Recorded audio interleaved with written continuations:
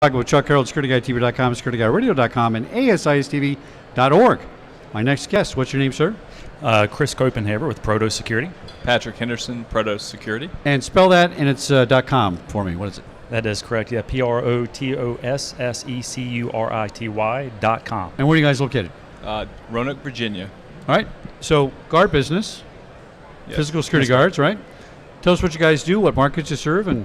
Sure, we do things a little bit different. We have been in business for 13 years. We saw an opportunity early on to build business intelligence into the security guard industry. Very interesting. We have actually phrased it as Ubernizing the security guard industry. So Okay. This business intelligence has allowed us to focus on the software platform that we've come up with, and we've through Ubernizing that guard industry, we are actually America's largest guard company with no guards. So you Very interesting. Talk about that, Chris. Yeah, I mean, we believe that the officers are data points, that they see various things that are important to our customers from a wide spectrum, from loss prevention to facilities to risk management. And we'd like to collect that information from the officers. That's one of the ways that we're able to show value into what we do. Not only that, but providing real-time time and attendance and validation that the officers are there on site, right, and accurate invoicing. Now, are we talking machine learning, artificial intelligence? Where are we? It sounds like that. A little bit. We can go towards that with the data that we're collecting through incident reports.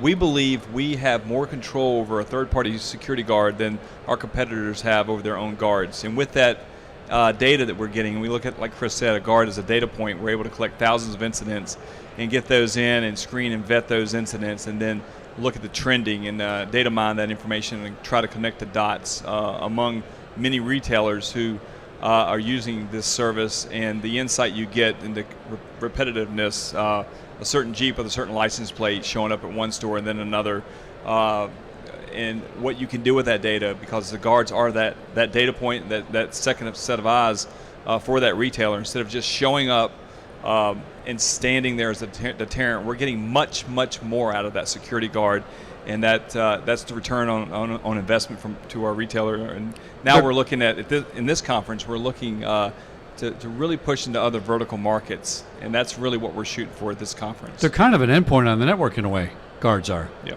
Think about it. Yeah. I mean, we're really providing something that really has not been catered towards this industry. Being able to collect that data, and for the owners and operators for our clients, being able to make some actionable data information and decisions on it. Now, I like the tagline, a guard company without guards. I got out of the business because, as you all know, it's a little stressful sometimes, right? And managing people in any sort of people business is difficult. So, are you agnostic in the sense that you're not competing with other guard companies, you're helping the other guard companies? We are. The way to look at it? For the most part, we have over 4,000 local and regional guard companies, and we welcome any of the top 4 or 5 guard companies to work with us.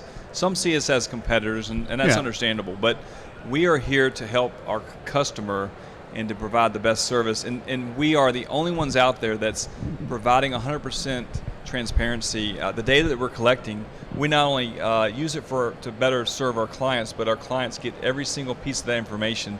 It's their data, they're paying for it, so we turn it around 180 degrees and give it back to them, so that if a guard's late, the second the guard's late, they get information. An incident comes in, they get it, and then our vendors get that information too. Chris, you want to talk a little bit about that? Well, yeah, I mean, we believe that the data should be transparent, not only for the clients, but for our vendors. If we're all on the same page, if we're sharing the same information, then it's best for all. So yeah, we've had a lot of success within our vendors that use our tools. It helps them run leaner. When there's no incident or no tardy alerts, they can be assured that the officers are there on site. It helps them to use that supervisor instead of running around checking to ensure the officers are there, that they can use it more to visit with the management staff and get to know their clients better. So we kind of take a lot of that administrative burden off, but then just giving them insight into their own program. We also give them a certain level of KPI information. Where are they good? Where are they not as good? And so where can they focus on improving their services? And one more thing I want to add, going back to the word agnostic, we actually are dealing with security guards, but now moving into other means of deterrency. We're working with live view, and we're working with camera solutions, and having a back office monitoring system. So whether it's a security guard, man guard, or now trailer slash camera analytic solutions, we do not care. We're here to provide the best service to our customer. Now, is your client the service provider or the service buyer? The service buyer. Okay. And like I said, we've saturated the retail industry, and we're looking to get into some other industries. Yeah, I mean, our allegiance really is to our clients. I Yeah. mean, they're the first and foremost that we're there to protect. Now, as a spinoff of what we provide, it helps the vendors, it helps the guard providers Sure. to better run a company and to improve services. But yeah, it's the buyer. Now, the irony here is, if I'm hiring you as a contractor to take over my security, it's because A, could be cost-benefit analysis, right? Can also be, you know what, I don't need a headache. You're the subject matter expert, you know more than I do. And by the way, here's my contract, here's what I want you to fulfill. I want to put KPI in there, I want to put analytics in there. I at least want to know when the guard's here on time and what my bill is, right? So I find it a fascinating solution that you're actually helping guard companies fulfill the contract for the client. Really, in a way. I mean, the data is valuable too, right? But that's kind of what you're doing too. You're making sure that what their contract says is being delivered.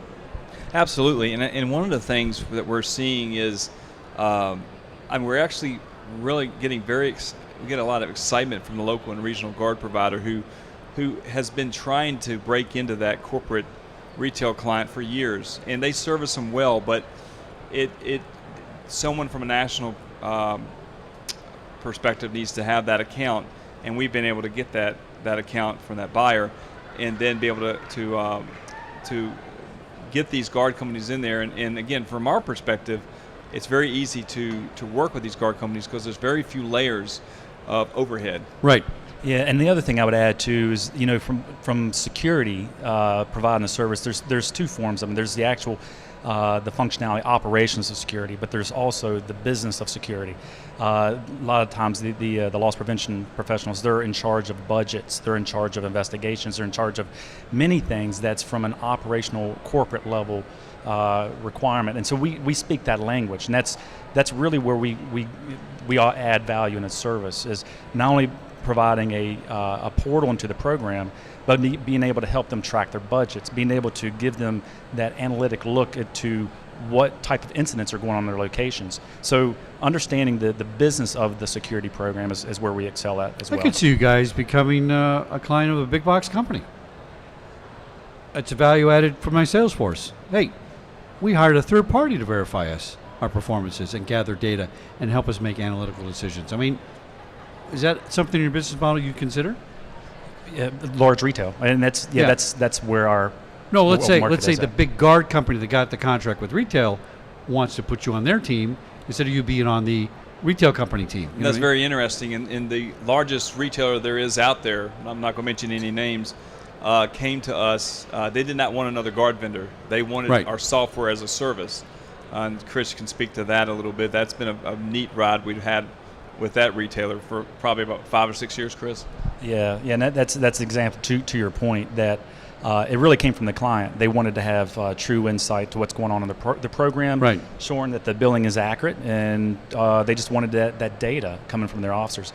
And we did have situations where some of the vendors at first were hesitant to get into the program, but once in and they saw the value into what we provide and how we were able to help them out, it's been a really good win-win, not only for the client, but for the vendors, for the security providers. I like it. It's a different approach. It makes sense. You're turning the model upside down. It makes a lot of sense. Give us your website one more time. It is www.protosecurity.com, PROTOSSECURITY.com. Patrick and Chris, sounds fantastic. Back in a minute here at GSX 2019, live from Chicago with ChuckHarold, SecurityGuideDB.com, ASISTV.org. Thank you.